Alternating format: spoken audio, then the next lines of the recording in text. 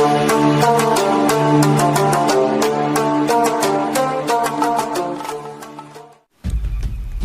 teman-teman, inilah pesan terselubung Ratu Elizabeth II untuk Pangeran Harry dalam pidatonya. Ratu Elizabeth II baru saja memberikan pidatonya terkait dengan pandemi virus pada Minggu 5 April waktu setempat. Selama memimpin Inggris selama 68 tahun, ini adalah kali keempat Ratu memberikan pidato resmi sejak pidato terakhirnya pada 2002 silam saat hari kematian ibunya. Dalam pidatonya kali ini, Ratu Elizabeth II berusaha memberikan semangat kepada rakyat Inggris dalam menghadapi virus. Ia juga memberikan apresiasi kepada para tenaga medis yang telah bekerja tak kenal lelah dalam menangani pasien di Inggris. Namun, rupanya ada yang menarik dalam pidato Ratu Elizabeth II ini. Banyak publik menduga Ratu juga menyampaikan pesan terselubung kepada sang cucu Pangeran Harry yang kini pindah ke Los Angeles, Amerika Serikat bersama Meghan Markle dan putranya Archie Harrison. Pesan tersebut ini terdapat pada penggalan kalimat pidato yang berbunyi, "Hari ini sekali lagi banyak orang yang merasakan sedih berpisah dengan orang terkasih. Tetapi jauh di lubuk hati kita tahu bahwa itu adalah hal yang tepat untuk dilakukan," ucap Ratu di tengah-tengah pidatonya seperti dikutip dari Marie Claire. Seperti yang diketahui, Pangeran Harry resmi pindah ke Los Angeles bersama Meghan dan Archie setelah melepas status senior royal yang selama ini diemban. Ia pun tak lagi bertugas mewakili Ratu dalam acara kenegaraan dan gelar His Royal Highness-nya pun dicopot. Meski sudah hidup terpisah dan tak lagi menjadi anggota senior keluarga kerajaan atas keputusannya sendiri, Pangeran Harry dikabarkan merasa bersalah karena jauh dari keluarganya di Inggris. Terlebih lagi ketika ia mendengar kabar bahwa ayahnya Pangeran Charles positif virus. Harry mencoba untuk berkomunikasi secara rutin dengan Ratu dan Pangeran Charles.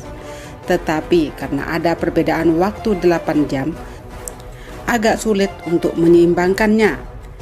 Seluruh keluarga kerajaan Inggris saat ini tengah berjuang bersama melawan pandemi ini meskipun menjadi sebuah tantangan tersendiri.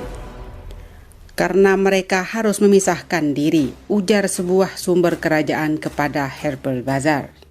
Selain pidatonya yang mencurahkan isi hatinya untuk Pangeran Harry, Ratu Elizabeth II juga menyatakan Inggris akan memenangkan perang melawan virus dalam pidato langka yang disiarkan kepada publik. Dalam pernyataannya yang mulia, Ratu mengucapkan terima kasih kepada warga yang mengikuti anjuran pemerintah untuk tetap tinggal di rumah.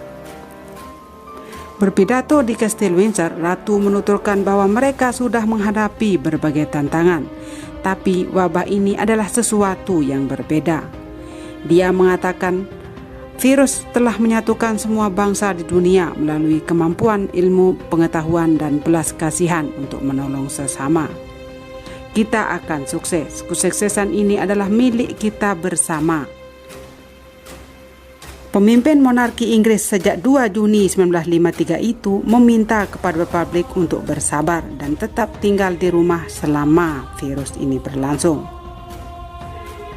Hari yang baik akan kembali, kita akan bersatu lagi dengan teman-teman, bersatu lagi dengan keluarga, kita akan bertemu lagi, janjinya.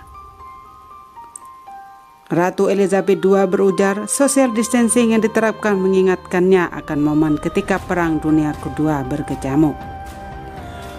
Ratu melanjutkan, siapapun yang mengikuti aturan pemerintah sudah membantu melindungi kelompok yang paling rentan sekaligus menenangkan mereka yang kehilangan kerabat karena wabah. Dia juga menekankan pentingnya disiplin secara mandiri dan berharap di masa depan publik akan bangga tentang bagaimana mereka bisa melalui penyakit ini. Bersama kita akan menangkal wabah ini, saya ingin menegaskan jika kita tetap bersatu, maka pandemi ini bisa terlewati, ujarnya. Berita selanjutnya, punya harta triliunan, ternyata dari sini sumber kekayaan kerajaan Inggris. Kabar Pangeran Harry dan Meghan Markle yang mundur dari keluarga kerajaan Inggris sempat menggemparkan dunia. Dengan demikian, mereka juga harus melepaskan pendapatan mereka yang berasal dari pembayar pajak Inggris. Terlepas dari hal tersebut, banyak orang tentu penasaran dari mana sebenarnya harta dan kekayaan keluarga Inggris berasal. Pajak dari masyarakat Inggris tentu bukan satu-satunya cara keluarga kerajaan Inggris mendapatkan uang. Mereka pada dasarnya memang merupakan orang yang sangat kaya raya. Seperti dilansir dari Fox, para anggota keluarga kerajaan tidak diizinkan untuk bekerja di luar dari tugas resmi mereka. Tetapi mereka dapat mengumpulkan uang sewa dan keuntungan dari banyak perkebunan yang secara historis berafiliasi dengan mereka. Perkebunan yang diwariskan ini merupakan bagian dari kekayaan bersih ratu, yang pada 2019 diperkirakan sekitar 370 juta pound sterling atau sekitar 7 triliunan rupiah. Mereka juga menghasilkan uang dari 2 portofolio real estate besar lainnya yang disebut Duchess of Leicester dan Cornwall. Itu termasuk dari reruntuhan kastil yang sekarang menjadi tempat wisata, tetapi juga seluruh desa real estate komersial dan stadion kriket di London. Portofolio tersebut menghasilkan lebih dari 20 juta pound sterling atau setara dengan 400 miliar rupiah pada tahun 2019. Kerajaan Inggris pernah memiliki banyak real estate ikonik yang menarik jutaan turis setiap tahun seperti Menara London, Kastil Windsor, dan Istana Buckingham. Raja George III menyerahkan properti-properti ini kepada pemerintah selama pemerintahannya. Dan sebagai gantinya, keluarga kerajaan menerima persentase keuntungan dari properti-properti ini dengan uang pembayar pajak setiap tahun. Properti ini dikenal sebagai Crown Estate yang telah berkembang menjadi portofolio yang sangat menguntungkan yang mencakup real estate komersial di London. Sebagai imbalan atas uang itu, anggota keluarga kerajaan terikat pada aturan ketat yang menentukan bagaimana mereka mendapatkan penghasilan dan berapa banyak akses yang mereka berikan kepada korps pers yang agresif. Mereka juga harus mengikuti standar untuk mempertahankan merek dan citra keluarga sehingga mereka dapat terus menarik wisatawan dan uang wisata ke Inggris setiap tahun. Karena bangsawan tidak diperbolehkan untuk bekerja di luar tugas resmi mereka, dan karena banyak real estate yang keluarga dapatkan dari penghasilan sebenarnya bukan miliknya. Ilusi kekayaan pribadi keluarga kerajaan lebih besar daripada kekayaan bersih sebenarnya. Bahkan Ratu Elizabeth yang merupakan anggota keluarga kerajaan terkaya ternyata hanya orang terkaya ke-356 di Inggris. Selanjutnya, kebiasaan minum teh Ratu Elizabeth II ini alasan pilih susu dituang di akhir. Perkara minum teh adalah sesuatu yang serius bagi masyarakat Inggris. Bukan cuma sekedar minuman, teh juga merupakan bagian dari budaya Inggris.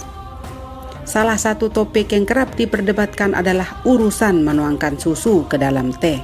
Maka tidak heran jika kebiasaan Ratu Elizabeth II dalam meminum teh ikut jadi sorotan.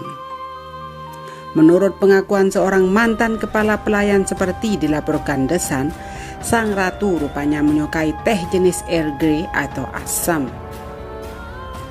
Lebih lanjut, seorang mantan karyawan Pangeran Charles yang bernama Grant Harold menyebut jika Ratu Elizabeth suka meminum teh Earl Grey atau asam secara tradisional. Saya yakin Ratu menyukai asam atau Earl Grey secara tradisional. Dibuat dengan cara memasukkan daun teh ke poci dan diminum dengan cangkir keramik Cina, ungkapnya. Dia juga akan menyaring teh, namun adalah mitos bahwa anggota keluarga kerajaan menggunakan kelingking saat minum. Aku belum pernah melihatnya. Sekedar informasi, Earl Grey merupakan varian teh yang memiliki rasa bergamot, sementara asam adalah teh hitam memiliki aroma wangi dan tumbuh di India. Sementara untuk urusan susu, Ratu rupanya suka menuangkan susu setelah teh selesai diseduh. Menurutnya ini adalah cara yang tepat. Tradisi ini sendiri bermula pada abad 18 silam ketika ahli keramik Josiah Spodhi mulai membuat keramik Cina yang tidak pecah meski dituangi air panas.